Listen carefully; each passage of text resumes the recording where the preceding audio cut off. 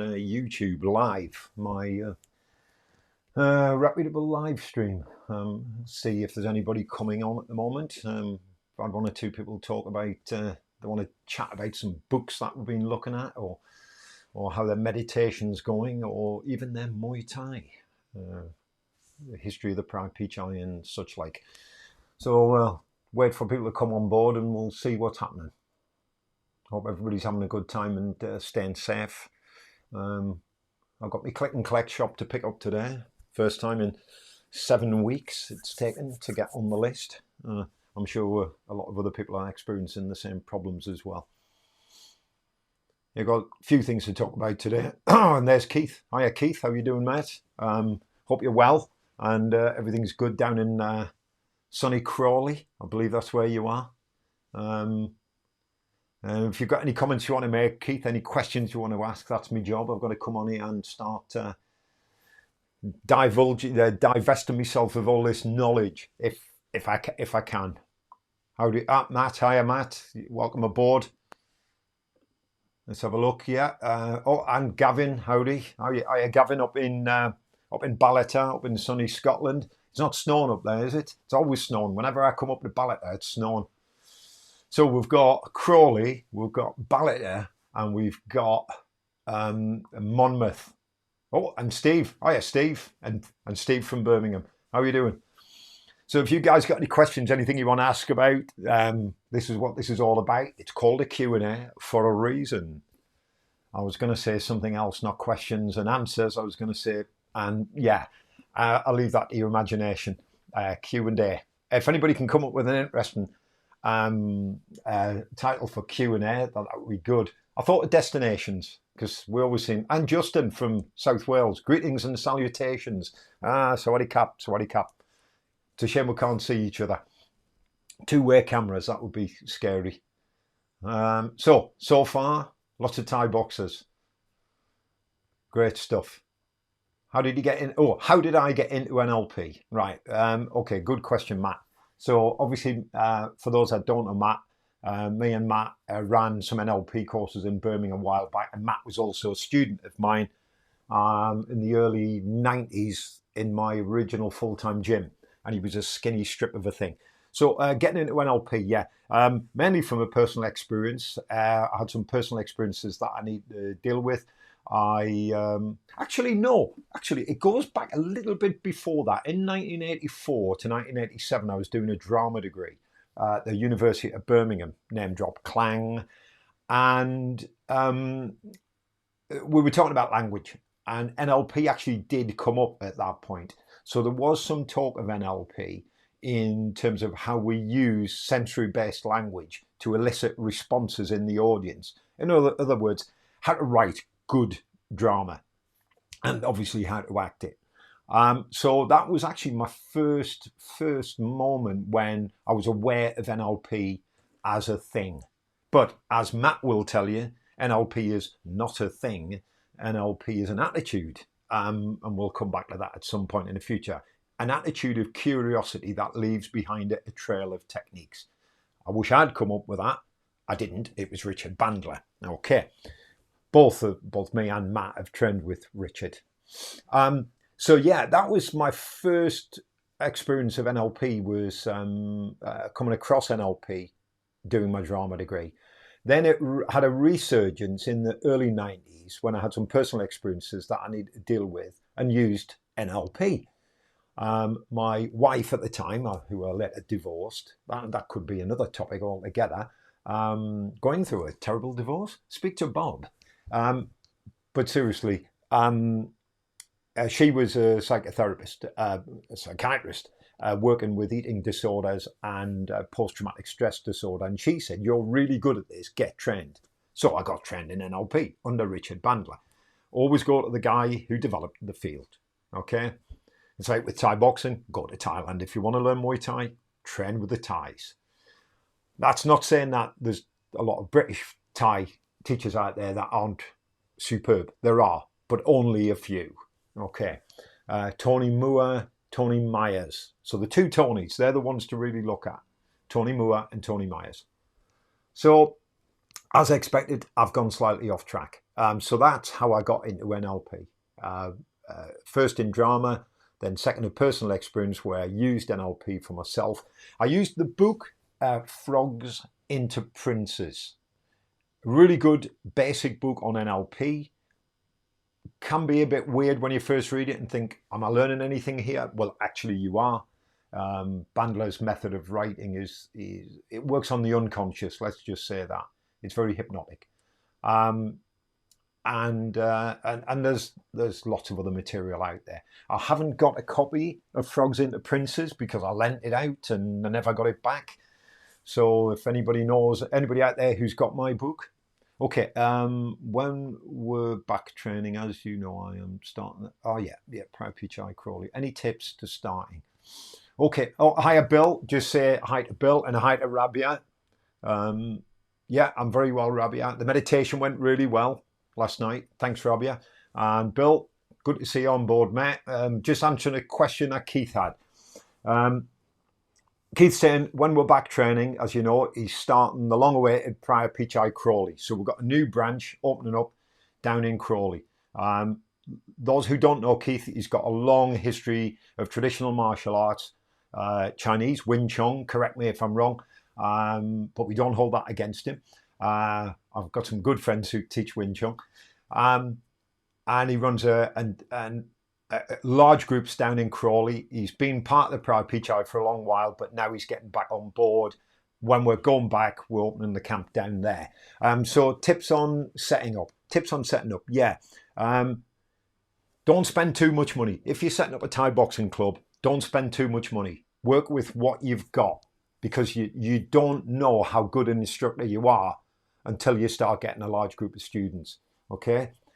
So I would say ensure that your public speaking, your ability to perform, not just your knowledge of Muay Thai, is good. Okay? It doesn't need to be excellent, it will develop. So start with good teaching skills and a good knowledge base. If you know the fundamentals of Muay Thai, okay, you know the structure of Muay Thai, and you can teach, and you've got an ability to teach, then you're going to do well. If you haven't got the ability to teach and you're aware of it, most people don't like public speaking, then you need to address that very quickly. It's a shame that there are some very good potential teachers out there that I've seen. And all they lack is that ability to communicate the ideas effectively and quickly. Most instructors that I've seen in the martial arts, okay, and I think a few of the guys who are instructors on here online at the moment will agree with me that communication and performance is fundamental. It's the key to effective instruction. And if you look around, most clubs you go to, people don't teach. They don't coach. They'll quickly show something on the pads or on the bag and then say, off you go. And then I don't know what they do. They just wander around staring off into space. The students have a lack of direction. Okay? The key is communication. Have the knowledge first, absolutely. Then learn communication skills. Once you've got those two elements, that's when you can start looking expanding from where you are. When I came to Birmingham, I'd already been teaching, but I started, as I said earlier on, in 1984, I came to Birmingham, starting on a drama degree, and perfect degree for teaching, to be honest. Spent 3 years training to become an actor and lighting design, bizarrely. And at the end of the degree, I had excellent communication skills, but they continued to develop. NLP was a really big step for me. Using some of the techniques of NLP improved and enhanced my communication skills no end. So anybody who's a communicator, have a look at NLP. It's got a lot to offer. But the drama degree prepared me. So I was training on my own, actually. I'd already been doing Muay Thai for a lengthy period of time from the 70s and before that karate. So I was already an established martial artist, if you like, with years of experience under my belt. And I was training on my own on the bags at the university when a couple of karate guys from the karate club, the Shotokan Karate Club, came over. And one of them recognized me from my Shotokan days and said, what are you doing? And I explained it was Muay Thai. This is what I do now. And he said, may I join in with you? And that's literally how we started the class. My two students who actually started with me, Vinny, who might come on today, and Peter Ashford, were my two first students who are still friends of mine and still teach to a certain extent. Pete certainly still teaches. And I started basically with an empty room at the university, which cost very little. Hiya, Rennie. Great to see you, mate. I'm just talking to Keith. I started basically with a room and two pads, my own, two pads, a set of shin pads, and my gloves, my shorts and a t-shirt. And I literally just started from there. I then stepped outside of the university because somebody asked me, they said there was a church hall free, and I moved into a church hall. And there were quite a few people at the time said, you need to expand this. Yeah, Muay Thai is going to be really big. Luckily, I didn't make that mistake. I know a few people who did. They opened huge organisations and clubs, put their houses up against them and lost everything. So I always say, err on the side of caution and enjoy what you're doing. You'll only be a good teacher if it grows organically. The prior Pichai has become a huge family, and there was no intention in me doing that. The prior Pichai was just me teaching at the university. I then ended up writing for Combat magazine, which some of you older guys remember. I used to be a regular, I was a columnist for Combat, writing a regular Thai boxing article called Muay Thai and Kickboxing. I never ever wrote about kickboxing. The editor put it in there because he said it would attract more people, which it didn't. And I used to write reviews, book reviews, video reviews. I used to do interviews with people, travel up and down the country, interviewing all these fascinating and, quite frankly, sometimes scary people. And I don't mean scary physically, I mean scary mentally. One particular guy in London lived in a house with these two women who I think were slaves. That's what it looked like to me. I did mention it to the authorities. I don't know what happened.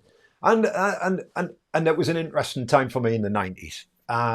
So I established myself through Combat magazine. And from there, the organisation just grew. I never franchised it. I never monetized it in any way. I just do Muay Thai because, well, I loved it. I absolutely loved it. And I wanted other people to get that same feeling. And I guess that's what might come across whenever I teach anything, is that. And that's the other thing you've got to have. So you've got the knowledge, you've got your communication skills, you've got your premises and bits of equipment to start with. Yeah. Then you need passion. You've got to have passion for it. You've got to love what you do. And if you love what you do, people will link into that. Enthusiasm sells. And I was a salesman for a while after I finished my degree, selling coffee machines, telephone systems and software. And I did that for a year and a half. And the people I worked with were, a-holes, some of them. I didn't like the people I worked with. I liked the job. I loved meeting people and fulfilling their needs if it was necessary, but I didn't like the ethos that underlay it. So I left that and went full-time teaching in 1990. And that's when I really sort of hit the big time, as it were. And the club started growing. As I say, holistically. And it's nice when it happens organically. It doesn't feel like it's pushed. So yeah, Keith, yeah, kickboxing, ha ha ha. Rennie, poor Rennie, he's a kiss boxer. Well, he was. Rennie's no longer a kiss boxer. There's nothing wrong with kickboxing. Let's put one thing straight. I don't want to annoy kickboxers out there. Kickboxing has its place, okay? I don't know what it is. I prefer full contact. Yeah. And people used to ask me back in the day, what's the difference between kickboxing and Muay Thai? Simple answer, well, we use all the weapons. Kickboxing don't use any of the weapons. We use the elbows, the knees, the clinch work. And kickboxing, yeah, tends to be for point scoring and the kicks tend to be flicky. Although I think there's a lot of changes have gone on since the early days of kickboxing. Knob, Rennie, Knob. Nice one. I like your picture, by the way, Rennie. That's actually what you look like. And Stuart's on board. Hiya, Stuart. How you doing, mate? Stuart's got, please, everybody, particularly the instructors, go and have a look at Physical and Mental Strength. It's Stuart's YouTube channel. I believe he's got a website, I'm not sure, but he's a student from the University of Birmingham, and he won't mind if I tell you this. He suffered a horrific brain injury when he was younger, and he's fought his way back to full health. And I was so pleased when he came to the Thai Boxing Society and joined. And he tells me that, you know, it's helped him with his coordination and movement. So you guys who know Stuart know he's a fighter, and give him your support on his channel, the YouTube channel. I hope you don't mind me saying that, Stuart, but it's a fact. You've got some useful attributes, some great backstory there that people will relate to. I was going to say resonate. Ooh, that's a bit of a middle class word. You know what I mean, Keith? Well, actually, Rennie's more middle class than any of us on here. So go and support Stuart's channel. Go and subscribe to it. It's called Physical and Mental Strength. I always get the name wrong, but I didn't this time. Physical and Mental Strength YouTube channel. Subscribe and have a listen to what Stuart's saying. All of his experiences are personal experiences, and yeah, his recent one was about testosterone. So Rennie, if you've got low testosterone, go and speak to Stuart. He'll help you with that. Oh God, Fearless. I started in kickboxing, and the club still calls it kickboxing. It's much Dutch style. Yeah. More Dutch style Muay Thai. Okay, I'm not sure you guys know what Dutch style Muay Thai is. That takes you back, doesn't it, Gavin?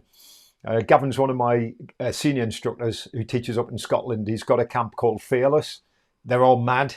It's a small village in the middle of basically the Cairngorms. It's a beautiful, beautiful little village.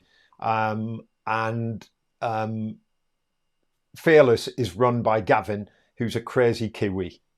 He's built his own gym in his garden. And I don't mean just a shed. I mean a friggin' gym the size of my gym. And it's awesome. And I'm jealous. His whole garden's gone. He never has to bother about the garden anymore. And it backs onto the Cairngorms, which is beautiful in itself. So lots of places to go for nice runs. And there was a thing called Dutch style Thai boxing. I know Tom Harink from back in the day when I was a member of the British Thai Boxing Council. And there was a lot of Dutch style Thai boxing. Raymond Decker is a real example of Dutch Thai boxing, which then turned into full Muay Thai when he went to live in Thailand. Yeah, I've just answered that question, Matt. So Matt's just saying, what's the difference between Dutch style and Muay Thai? Yeah, watch the early Raymond Decker. Very strong low kicks, body kicks, very strong hands, lots of hands. The clinch wasn't particularly brilliant in Dutch style Muay Thai, although they're tough bastards. Tom Harink is still around, I believe, still teaching.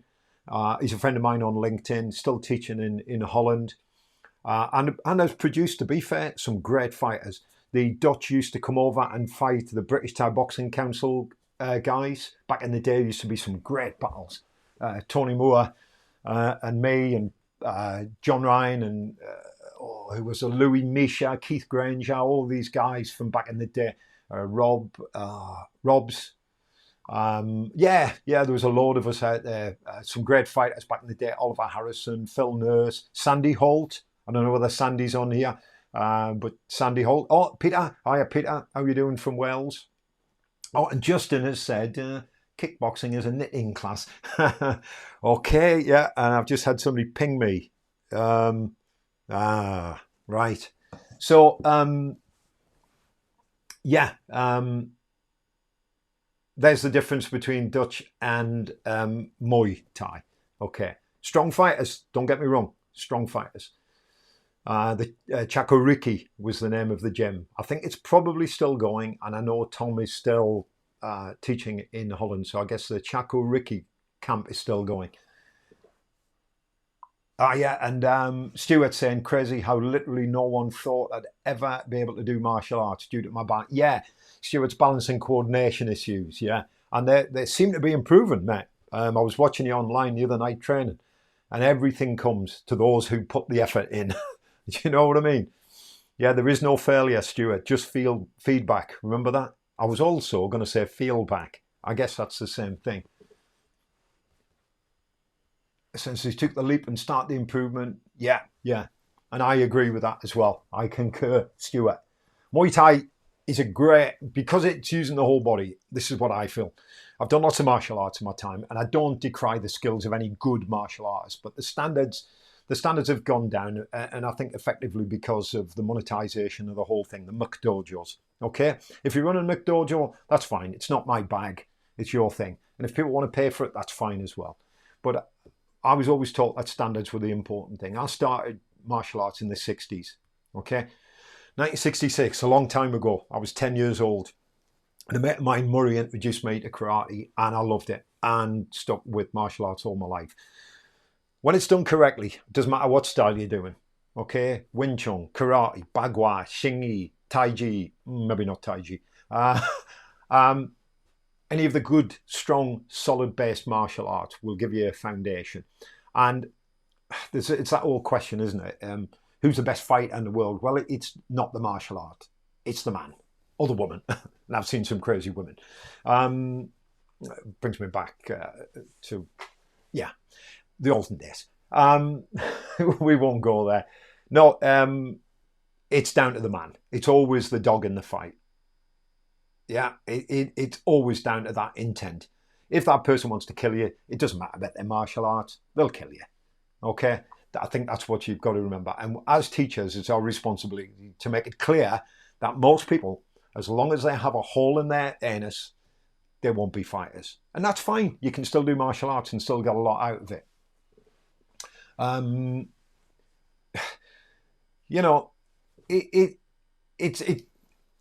It's not easy to put this simply. Well, it is.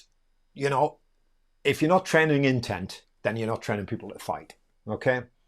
And you need procedures in place that train people how to have that intent. So the psychological aspect of the martial arts is something that's sorely missing. It's given little exposure when people teach martial arts. So when you come on my self-protection courses, people wonder, when are we going to hit things? Well, you're missing the point completely. It's not about hitting things. Self-protection is about evasion, avoiding violence. And you can only do that by raising your levels of awareness. We talked about meditation last night. The similarity between sitting meditation and commentary walking. The links are there. There's nothing tenuous about them. They're pretty close links. So, Bill. Okay, just quickly going through the comments. Obviously, we've seen that. I thought his performance. Yes, Justin. Yeah, Justin said that Stuart's performance at the Interclub was brilliant, and it was. Not many people who've been through what you've been through would climb in the ring and fight. I've got guys who should be fighting who won't fight. So that's all I need to say about that. Pat had Sandy Holt up to do a seminar in Aberdeen or back in the 90s. A machine. We also went to see Master Skin at that time period. Yeah. Sandy, he is a machine. Yeah. I'm not saying anything about Sken. Anyway, nice guy. He's just had some recent health issues, so I wish him well. And his students, if they're watching this. Sken's background was very much Taekwondo. I'll be clear about that. Okay, so a real mix of Taekwondo and Muay Thai. In fact, when Toddy first came over to the UK, he turned up in Blackpool. He was a student at the university in Lancashire, I think. Or in Manchester, and he was a Taekwondo instructor. Toddy came first, and he actually called it Thai, Thai, Kwondo, and he had shorts on and a gi top with a black belt. So his roots were there. Okay, it wasn't until much later that he got involved in Muay Thai per se. Okay, at that period you needed to go to Thailand to really find good Muay Thai. There wasn't a lot of real Muay Thai in the UK at the time. Okay, I know I was there. Okay, and I have friends who were there as well. Nina, evening. It's not evening, Nina. It's middle of the afternoon, mate. And Justin saying the difference between a standard class and a fighter's class is massive in intensity, or it should be. Yeah, we're talking about intensity. I've got two types of classes that I run. And if you're running classes, I think this is a good way of doing it if you want to keep people coming to pay the rent. Technical classes are for those who don't want to fight, or those who want to fight but need to get their basics spot on. And fighters classes are for those who just want to fight. Totally different structure. In fact, in a fighters class, we train just as they train in Thailand, except not so often, obviously. In Thailand, you're training 6 hours a day, 3 in the morning, 3 in the afternoon, 6 days a week. We can't do that in the UK, but the best we can do is have a couple of fighters classes a week. I think I've got about 4, well, before the lockdown, I had 4 fighters classes a week. Pretty intense classes based on your fitness and your technical ability, and lots of light to medium contact sparring. And I'll emphasize light to medium contact sparring. You should be able to play spar without shin pads and gloves on if you're doing it right. If you can't, you're not, and you're going to get injured.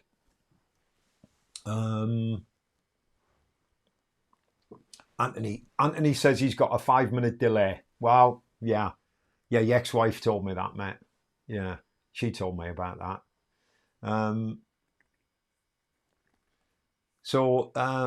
Yeah, Stuart, you're welcome, mate. I'm just speaking the truth, pal. So sign up, physical and mental strength. I know I keep mentioning it, but that's the only way that people can make a little business for themselves and get their way through life, is people that help them out. Craig Galvin. Mr. Galvin. Oh, Mr. Galvin. Nobody knows who you are, Craig. Go online and look at his feed. He goes online winding people up about NLP, hypnosis, and so on. Gavin's a great hypnotist, a great magician, a memory man, and many, many other things. And I had the pleasure to teach him some NLP back in the day. How are you, Craig? Go on. Be naughty. Do something nasty online.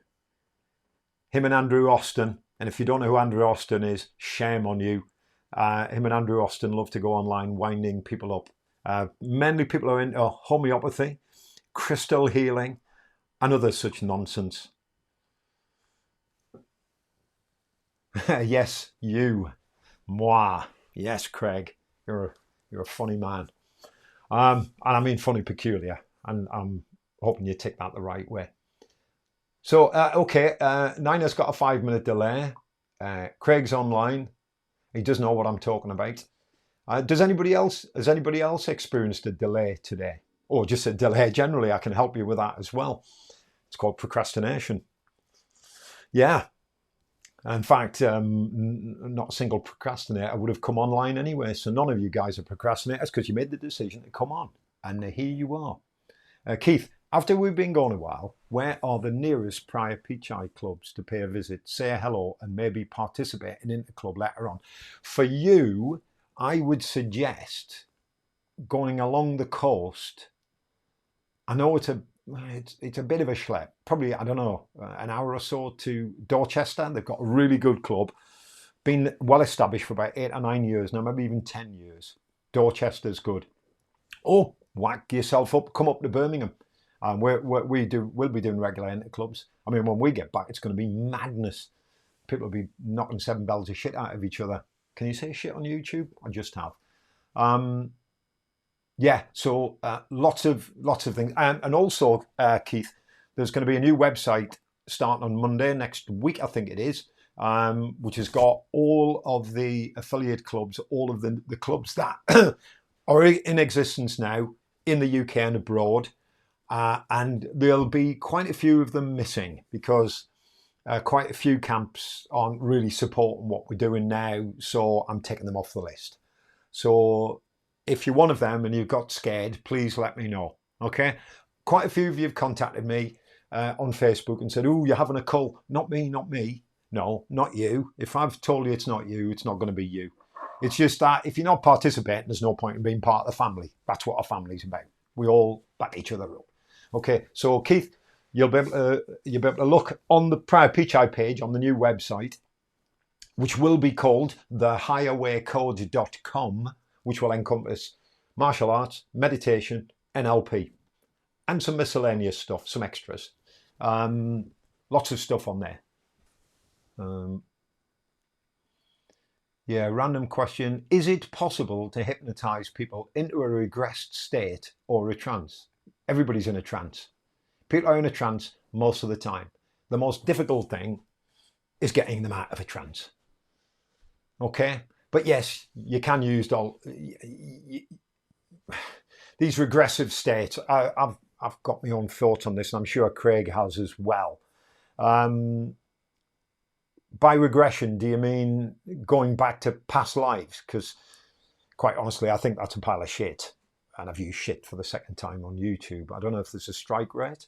But yeah, hypnosis is a powerful tool.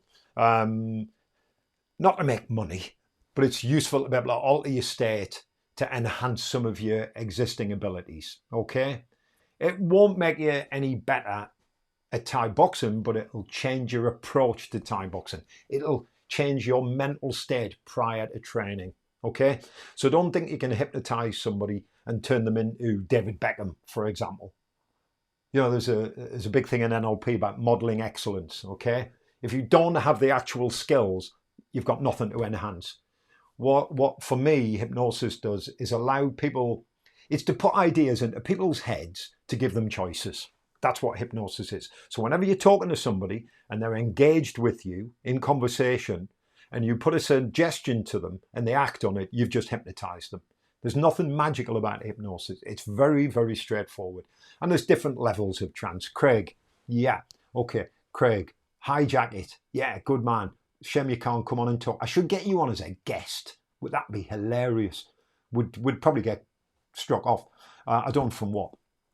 Yep, it's a metaphor. Doesn't exist. Past life is bullshit. Nice one, Craig. Say it like it is, mate. If that's what we're talking about, thanks. I've just been, it's all been confirmed by the guru, Craig Galvin. Yeah. Matt, thanks, Justin. That's a really good idea. I'm going to start doing that. What was that? I always start coming back to sparring. I just got a hijack with hypnosis. I always start my sparring sessions with play sparring. It puts the boys in the right frame of mind for when the gloves and shinnies go on. The improvement was instant. I totally agree. If your sparring's going too heavy, take the shin pads and gloves off. That calms everybody down. And if everybody continues to go mad, you beat the shit out of them and chuck them out of the club. Okay? There's no room for egos in a Thai boxing gym. End of. No room for egos. It's all a creation anyway. Who am I? Look at this. See? Deep philosophical conversations online on a Wednesday in a bleak and dreary sort of Wednesday. But it's not dreary here. Not in my world. My world's never dreary. I've been talking for 32 minutes. My God, no wonder I had a job on a radio show. Okay. Can you hypnotize me to be superhuman? You already are. You just don't know it, Anthony. Mr. Niner, you already are superhuman. We've seen it. Okay? It's all about beliefs and limiting beliefs. Ask Craig. You can't. Well, you can on the comments. Okay, let's have another look.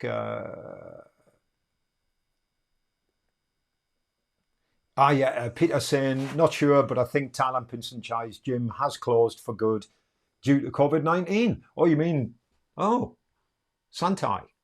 There's a gym in the north, Santai, a very, very good gym. And Peter from Cumbrawn reckons that it may have closed. I'm not sure whether it has or not, because I noticed Santai were posting online sessions on Facebook. I think I'm right in saying that. So I'm not sure, Pete. I hope not. It wouldn't surprise me, though, because obviously they need an income.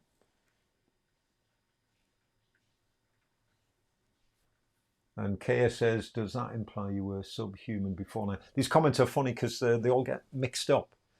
A bit like my head, really. It's a bit like having a chat with me. I'll take one angle, then another.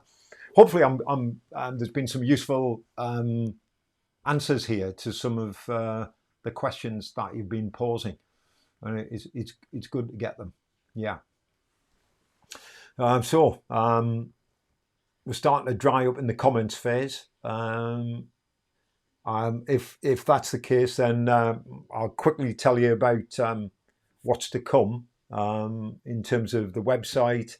There's going to be a blog, which with your permission, I'll be sending you every month, like a newsletter type of thing about events and things going on, and me just rambling on about some topic or whatever as it comes to me.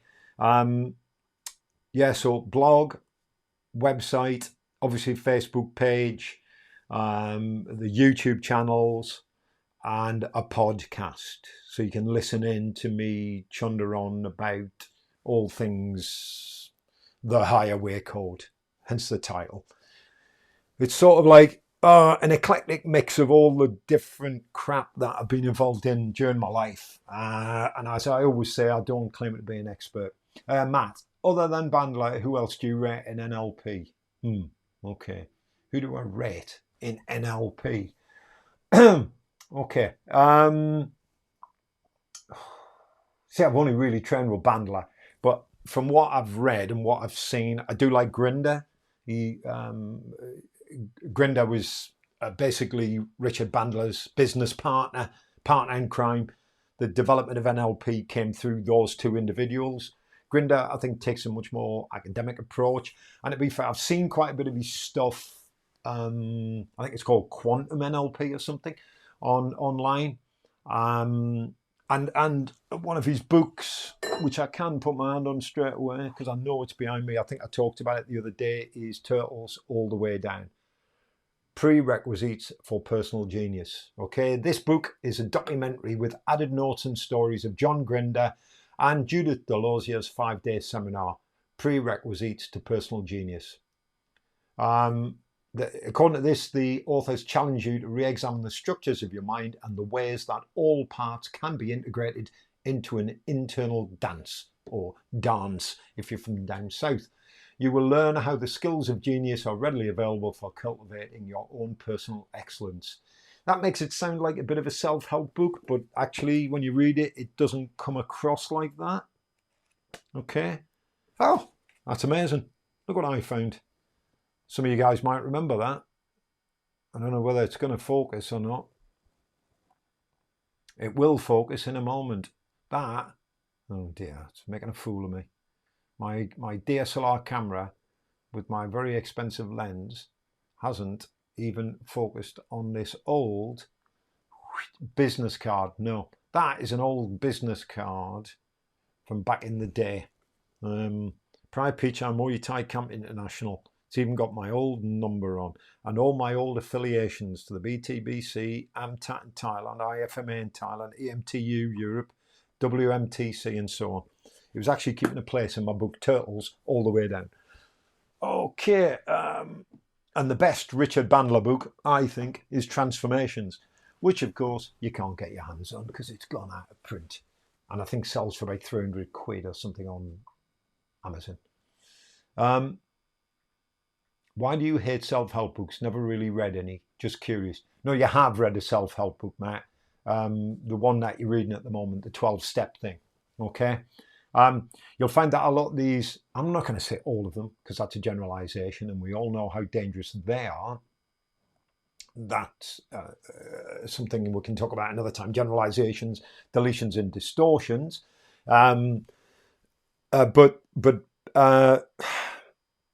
Basically self-help books keep you needy, okay?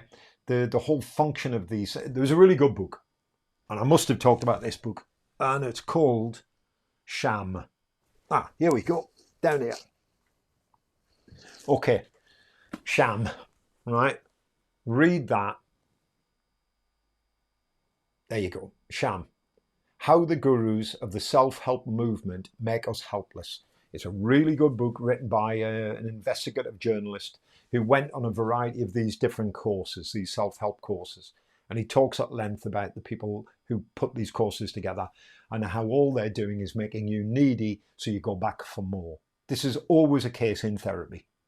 You'll find it in traditional therapies. Talking therapies, for example, you go back, and very little resolution is ever come to. Which is part of the reason I like using NLP and similar tools to create change in people quickly. Change does happen quickly and it can be painless, but not always so. Bill's saying, have I written anything that's available? Yeah, but it's not a self-help book. It's basically directions to help you develop different attitudes to the experiences you're currently having in the world, which is subjective. The map is not the territory and so on. Nick Valerio likes reading books about hood acts and then buying food from them. Sammy G. Right. On NLP. Oh, sorry, split message. Right, let's just go back to Sham. So Anthony Niner, read Sham. Okay. Steve Salerno. You pick it up on Amazon probably as a second-hand book. Really good. How the Gurus Make You Needy. Okay. It says on the back, we all want so badly to believe in miracles. That's what makes us vulnerable. And that's what makes them rich. Good book, that. I read it years ago. It's well worth reading. I'd already made my own mind up by then anyway. Bob, you ever ordered a transcript between them? The Hudaks. I've heard of this Hudaks. I don't know much about it, to be honest.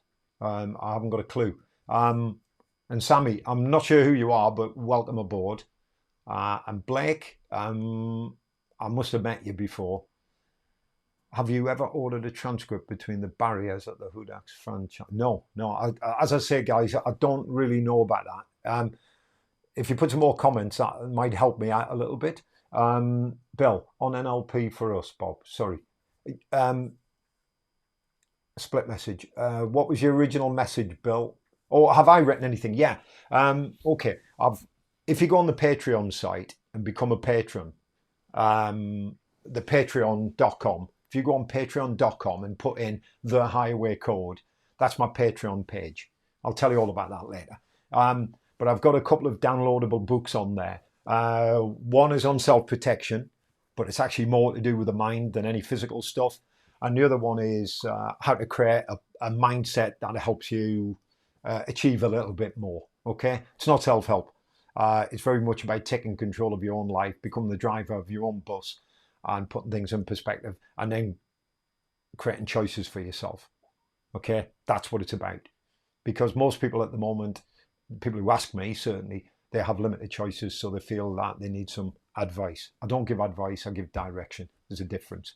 My job is to make your map a bit bigger, to let you see that your map has more potential than it actually does, to navigate you through the territory. Kozibski, the map is not the territory. Can I recommend some good Muay Thai related books from? Hang on a second, Roger. Have you read the biography about Nick Valerio? If not, I highly recommend it. Okay, so Nick Valerio is something I'm going to read, and then we'll talk about that next week. We can talk about that, Sammy. I'll have a read of that. It's obviously Bob the Builder. Nick. Hiya, Nick. Yes. Right. Bob the Builder. Who's Bob the... Right, that's me, obviously. Okay. I don't know whether that is... anyway, wow, Bob, 22 watching now. Numbers increasing each time. Yeah, numbers are going up. Yeah, I'm Bob the Reader. I do read a lot of stuff. Okay. So where do I know you from, Nick? Tell me. Or does somebody else on here know you? And I'll talk to you.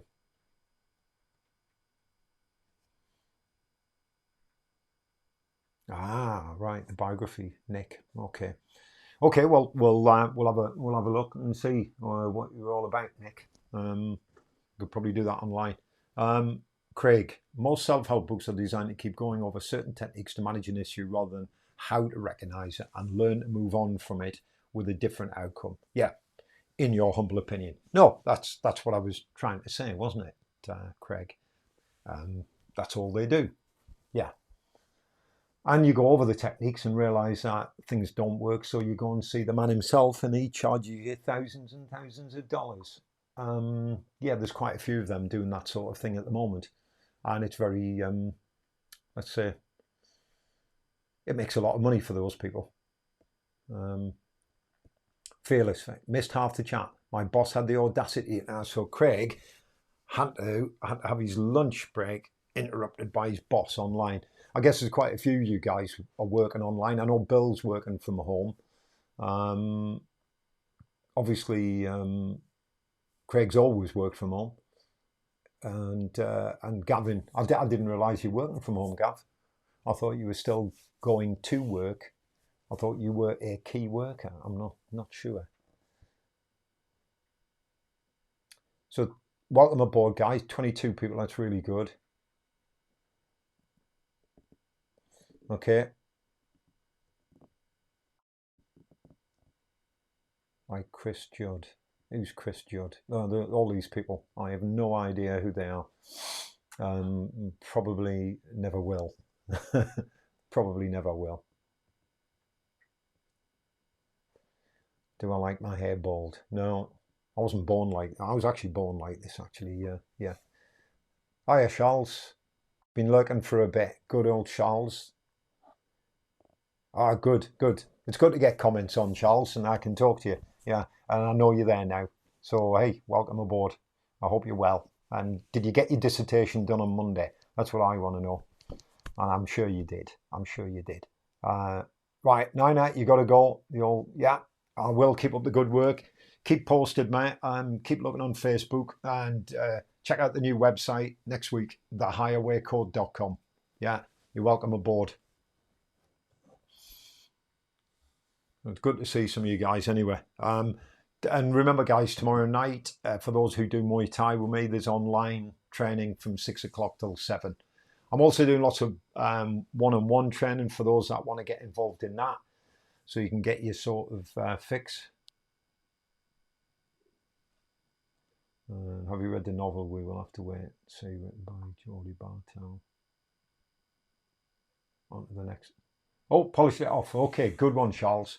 Yeah, that's excellent. Good. So you've got another one to do now.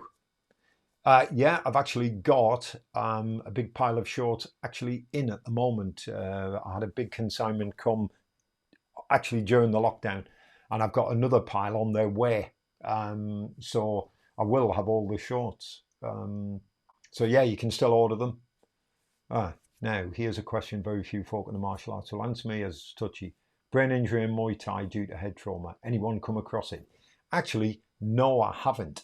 The only punch-drunk boxer that I ever met in Thailand was Locke, who was a bit punchy. He'd had 100 fights or so, but he'd never really won many of them. He had lots of cuts to his head from elbow strikes, I guess. And he did have not a brain. Well, he was punchy. Let's just say that he wasn't 100% all day. He was very punchy, but I've never actually seen many incidences of it, and I think that's down to the fact that we don't, particularly in Thai boxing, Muay Thai, as it's practiced in Thailand, there's not a lot of headshots, so we don't tend to focus on smashing the head with the hands. Yes, there's elbows, but they're pretty rare and they tend to cut. And there's not that many kicks to the head. Kicks to the head usually are aimed at the neck anyway. And most of the attacks are to the body. So it's the body that tends to take the brunt of the attacks in Muay Thai. Now, that's only my opinion, of course, but I think anybody who's fought in Muay Thai will tell you the same thing. You know. So anyway, yeah. So, anybody else come across it? Anybody else come across brain injuries in Muay Thai? I'd be interested to know about that, because in all my experience, and I've been doing this a long time, I've not come across it. As I say, one incident in Thailand, one coach, well, he wasn't a coach, he was a pad man in Thailand, Locke, who had another job during the evenings, I believe. I'll let you read into that what you want. But Locke was, was very, very punchy. And he wasn't that old either. I think he was only in his 50s when he was padding me, and I would have been in my, I guess, early 40s. And I'd not seen any punchy boxers, no. And I haven't actually, to be honest, I haven't come across any fighters from the UK who've been punchy. Oh, I only ask because I have some issues with head injury. Ah, okay. No. I mean, were you punched a lot in the head? F has brain damage, surely. No, F hasn't got brain damage. F has always been like that. I know people who went to school with them. F's always been like that. No, I mean, did you have any trauma from motorbike crashes or anything like that? And what is the nature of your head injury? I mean, what neurological symptoms do you have? Because I haven't noticed them with you, to be honest. Gav, not at all. No. So if anybody else has had any experience of that, that'd be interesting to see that. I mean, we've only got about 20, 22 people on board anyway, and only one or two. Justin, I mean, Justin, yeah, there you go. He's just popped up, Justin. I think the fact anywhere from the top of the head to the foot is a target and a weapon. That's why you don't see much in Thai. Yeah, yeah, so that's a good point, Justin, because everywhere is a target rather than just the head.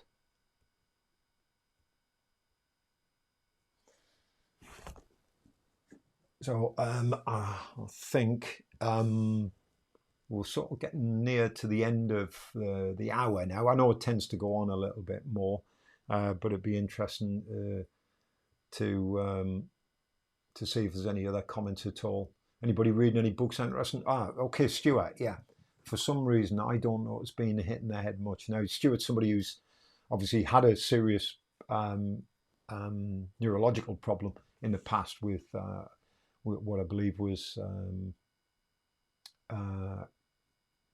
quite a serious one, and so much so that he was in a coma for a while and was told he wouldn't be able to talk or walk ever again, but he is obviously, and he doesn't get bothered by being struck in the head. Actually, he doesn't feel like it bothers him at all. I wouldn't recommend it, to be honest, Stuart. He says because his brain's damaged and maybe there's not so much left. Well, you know, it is what it is.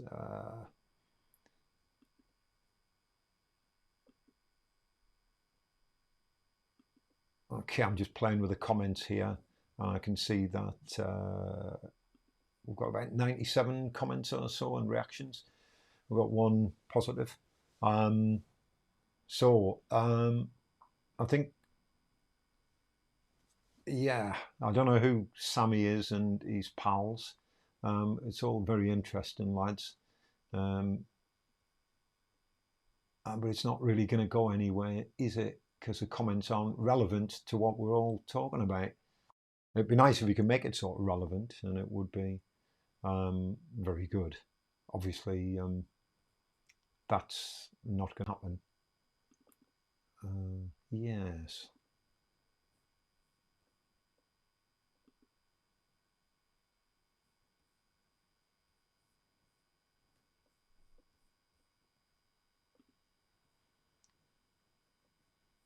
Okay, and let's just see what's going on here. Okay, Matt.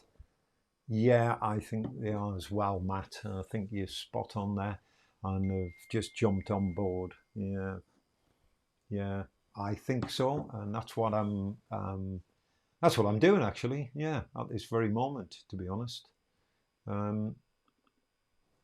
It would be interesting to see where that will go anyway. So, Matt, if you'd like to, yeah. How are we supposed to talk about what is relevant to the stream? Yeah, that stream would be a good use of the word. Well, you can find that out, can't you?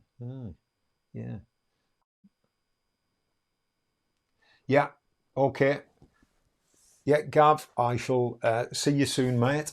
And obviously, you take care and get back to work and all that fun. Okay, guys. So, any of the guys that were on making comments, we'll be closing the session down now. It's nearly an hour. Thanks for coming on board. Talking about Muay Thai and all other things odd today. Yeah, we need to probably move on, guys. So just a quick recap, guys. Patreon channel, you can find out all about that on my YouTube channel, obviously, and the other things. And yeah, I think it's time we finish for the day. If anybody else has got anything to add, that would be really cool. And otherwise, live stream 12 o'clock every Wednesday, and we can yeah, you can come and work for me, Bob. Absolutely. Nick Valerio wants to come and work for me. That would be interesting, wouldn't it? See what he would do. What would you do for me, Nick? Come on, talk to me. What would you do for me, Nick? It's a bit like James O'Brien now, isn't it? Ah, yeah. Okay, I'll see you tomorrow night for Muay Thai. I hope the weather's really good in Belgium. I'm sure it will be. So yeah, come on, support the Patreon channel, guys. The Highway Code, and yeah, Bill, I will see you soon, mate. And Keith, I can still get the shorts, mate. Yeah, yes, I can still get the shorts. As I say, I've got a few pairs actually here that haven't been taken. So if you're after a few pairs, I can sort them out. Craig, yeah, I'll catch you soon, mate. There's no dramas with that at all. Look forward to catching up with you again, either online, on the phone, or in person when this is all over. Yeah, Pete. Yeah, see you again, mate. You take care, and your shorts will be with us very soon. And yeah, here we go. Physical and mental strength. Yeah, we'll see all work once we work out how to formulate toothpaste. Yeah, so Stuart obviously does all that. He works with Colgate and doing his PhD with them. Yeah, okay, guys, nice broadcast. Keith, I will see you soon, and you take care, pal, and keep in touch. And toothpaste actually sounds more complicated than it sounds. Yeah, I'm sure it is. I'm sure it is. Just a bit like live streaming, really. Um, oh, well, thanks very much, Blake. I'm pleased about that. And come on again. Why not, Blake? Why don't you come on? And we'll show you can find another live stream to look at as well. Cool. Okay, guys. 56 minutes gone on the clock. I'll see you soon. And take care of yourselves. Yeah, see you soon, Renee. I'll see you soon. And don't forget to share this with your friends if they're interested in Muay Thai, meditation, NLP, books, or any other crap that this Geordie wants to chat about. Yorick is new. Yeah, we've had a few new ones on today. What do you do, Yorick? Come and talk to me.